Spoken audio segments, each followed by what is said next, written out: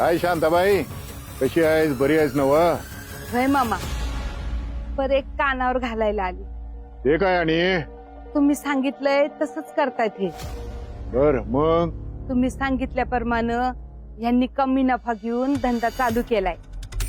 पर झालंय असं, ते दिनकर भाऊजी आलं होतं ना तुमच्याकडे, आणि त्यांनी बी धंदा सुरू केलाय घोंगड्यांचा. ते जास्ती नफा घेऊन काम करायला लागल्यात आणि त्यांचा धंदा बी वाढायला लागला. आणि यांचं म्हणणं हाय, आपण कमी नफा घेतो आणि लोक जास्ती नफा घेतात. मग याच्यामध्ये मामानं काय करावं अशी तुझी अपेक्षा आहे? मामा, त्याला म्हणावं त्याची कर्म घेतो का अंगाव? जमल का असं? अरे कसं आहे बाबा, तुम्हाला आत्ता दिसतंय की त्याला 4 पैसे मिळायला लागल्यात, पण काय परिस्थिती होती त्याची? घरात खायला काय नव्हतं.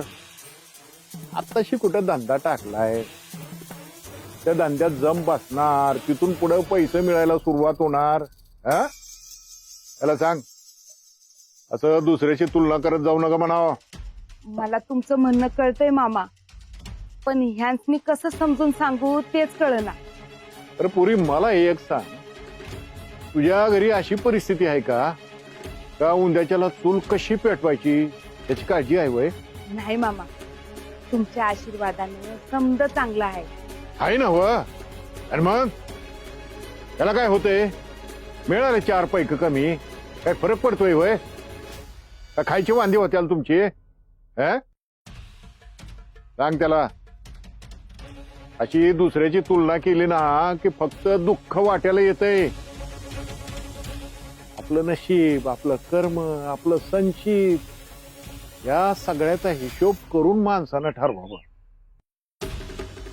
यो परमेश्वर बघ, मला एक सांग, तो काय समध्यसनी लखपती बनवतोय का? नाही ना? व मग वा, यो दिनकर जे काही करतोय की नाही ते बरोबर आहे, करून दे त्याला. मामा, आता म्या पुन्ह्यांदा ह्यांनी हे समजून सांगते. सांग, नीट समजून सांग त्याला. तुमचं नशीब चांगलं म्हणून वाचलाय ती. हो, तुमची कर्म, तुमची पाप माझ्या वाट्यात घेतल्या ती. त्या भगवंताची कृपा झाली म्हणून वाचलाय ती. हो, त्याचं नव्हतं झालं असतं तर काय भावात पडलं असतं आपल्याला ती. नाही मामा, तसं काही बोलू नका. म्या बोलते त्यांच्याशी. हे ठीक राहील, बोल त्याच्याशी. म्हणावं जे काही चाललंय, जे काय आहे ते गप गुमान कर म्हणावं. उघड डोकं लावू नका म्हणावं सगळीकडे. होय मामा. सुखी राहा.